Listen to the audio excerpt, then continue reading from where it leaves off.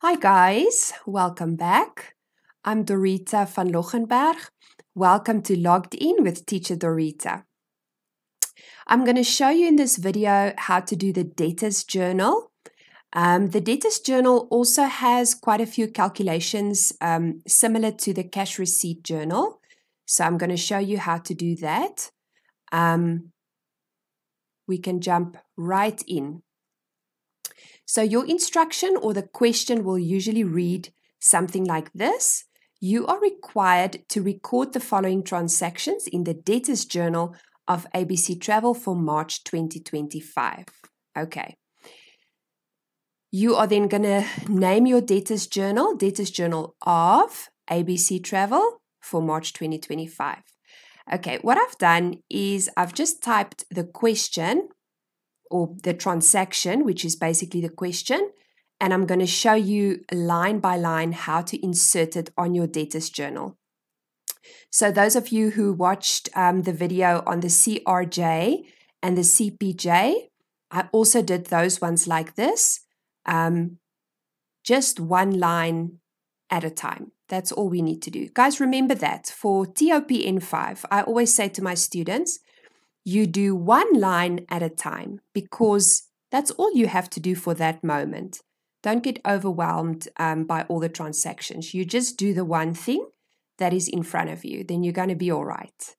Okay, the first transaction is on the 5th of the month. There's your 5. What happened? You sold a tour package from Lion Tours to Sea Crystal. It was 17,500 Rand and it includes 10% commission.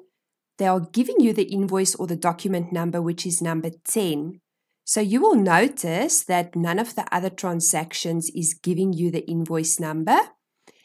It's more your responsibility to to keep your document number in numerical order. Okay, I'm going to show you what I mean by that. So before we can insert any values or anything on our debtors journal, we first have to do the calculation. So let's do the calculation for this transaction. I've just retyped it here so that it's nice and clear to you. We sold a tour package. It was worth 17,500 Rand. So we don't need to multiply or anything. It was just the one tour package. We then have to work out the commission. So you take your 17,500, you multiply with 10% because it was 10% commission that was included. It gives you 1,750 Rand. So that commission, that's going to be your money for your business. The rest of the money you have to pay over to the creditor. Who is the creditor? The creditor is Lion Tours. So we have to work out the creditor's amount. You take your full value, you minus the commission, and it gives you the balance of 15,750 Rand, and that's the money that you owe to the creditor. Okay, let's insert it on our debtors journal. We've got the document number, which is number 10. The day was the 5th. The debtor, who is the debtor? Sea Crystal. And then you'll see we've got the creditors. So you've got both of these columns in your debtors journal. It doesn't look the same on the creditors journal. I'm going to show that to you guys in the next video. You've got a column for debtors where you have to show who paid the money. Where did you get the money from? Right? You got it from Sea Crystal. Who is the creditor that you need to pay that balance of money to? It is Lion Tours. You then fill in your total debtors amount. So that's the full amount, everything that Mr. Sea Crystal paid to you, meaning it's 17,500 Rand. Okay? But not all of that money is going to come to you. Only the part that is commission. So we can insert our commission value, 1,750 Rand. And the balance of this is due to the creditor. We've already worked it out. It is 15,750 Rand.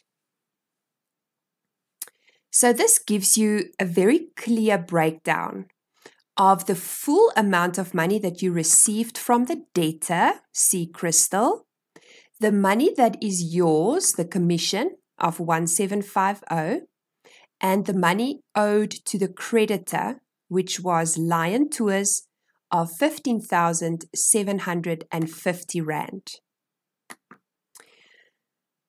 Right, let's do our next one. On the 10th, you sold 3 air tickets on Mango Airlines to Absa at 9,900 Rand each, and it included 9% commission. So before we can insert anything, let's do our calculations. We have to take the value of the ticket and we have to multiply it by 3 because we sold 3 tickets. This gives us a total of 29,700 Rand. Remember, that is what the debtor paid to you.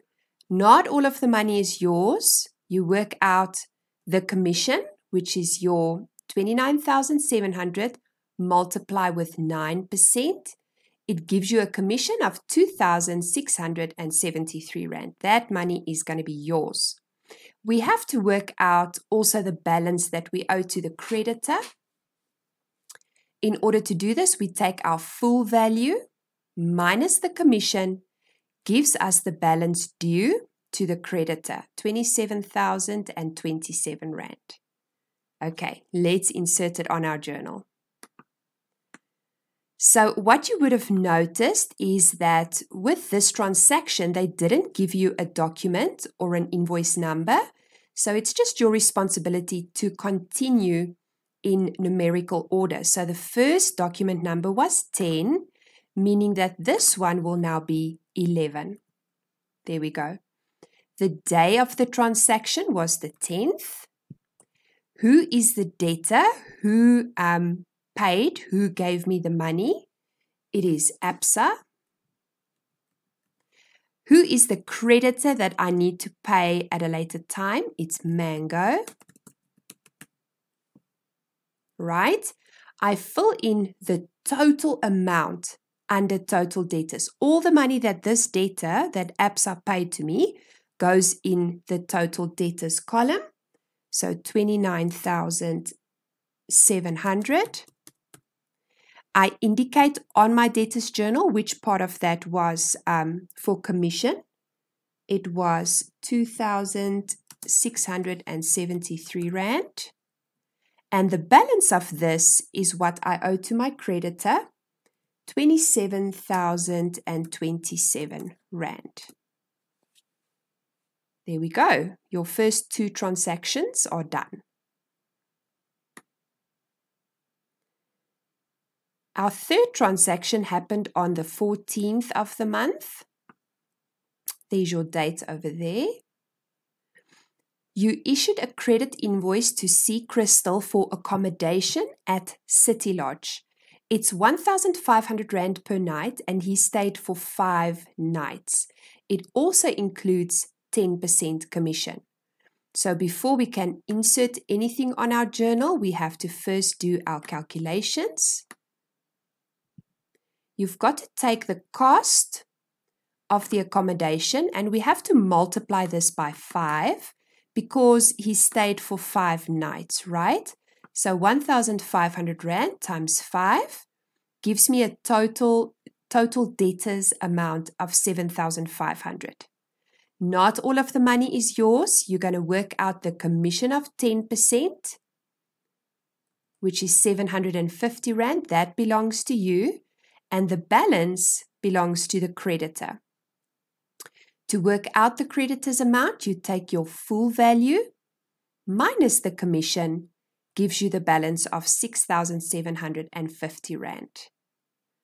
Okay, let's put it on our debtors journal. We're still following the number order, so our next document number is now number 12. The day was the 14th. Who is my debtor? The person who paid me. It is C. Crystal. And who is the creditor whom I have to pay at a later stage? It's the City Lodge. I fill in my full debtor's value. Remember, that was the 1,500 times 5 nights, 7,500 Rand. I've worked out the commission. My commission was 750 Rand. And my creditor's amount due is going to be 6,750 Rand. There we go. We've just got one transaction left. On the 20th of the month, you issued a credit invoice to Dis-Chem for 2 air tickets on SAA, 1,400 Rand each, and it includes 10% commission. So first we have to do our calculations. You're going to take the ticket cost of 1,400 and you multiply by 2 because you sold 2 air tickets. It gives you the total of 2,800 Rand. Now we have to work out the commission. The question said to us the commission was 7%. I just want to double check. I actually wrote 10. Let me quickly fix that. It's definitely 7%. There we go. So you take your full value, 2,800 Rand, you multiply that with 7%, and it gives you a commission of 196 Rand. In order to work out your creditor's amount, you take your full value minus your commission, gives you the creditor's balance of 2,604 Rand. Okay, let's insert it on our journal. We're following our document sequence. So the next number will be number 13. The day was the 20th of March. And my debtor, the person who paid me, was Dis-Chem. And the creditor to whom I owe the money is SAA. You write your full value under your total debtors, 2,800 Rand. You indicate which part of this was commission, 196 Rand, and you also show the balance that is due to the creditor, 2,604 Rand. So part of your instructions was that, or it could be that you need to close off the journal. Okay, so in this case, the instruction was sweet and short. It just said you're required to put the following transactions on your debtor's journal. But remember, if they say that you have to close off your journal, it simply means that you're going to add up the columns. So all of the values under your debtors, total debtors, you're going to add it together. Everything under commission received and everything under creditors will be added together. You will then end up with your totals at the bottom. So mine is already in there. Remember, I'm working with Excel, so I'm lucky. I've just put in a formula. So you've got your 3 totals here. And basically you have closed off your debtors journal. Okay. Guys, that is it for debtors journal. It is really straightforward. I think if you are comfortable with the CRJ and the CPJ, then the debtors and the creditors journal, it will be very easy for you. However, this question was very straightforward. Literally just transactions that you insert on the journal. It can be a little bit more complicated than this. What they sometimes do is they give you transactions all mixed up between each other, different transactions. There'll be ones that has to go on the cash receipt journal. There'll be transactions that might have to go on the cash payment journal. And then there will be transactions for your debtors and your creditors journal. The chances that they do that for the exam is not big because it does take a lot of time. So remember, I've said to you before, that the paper is only so long. So you guys only have 3 hours. That is the maximum, the maximum amount of time that they can allow. So they wouldn't really ask the question like that in the exam. Of course, I cannot say for sure.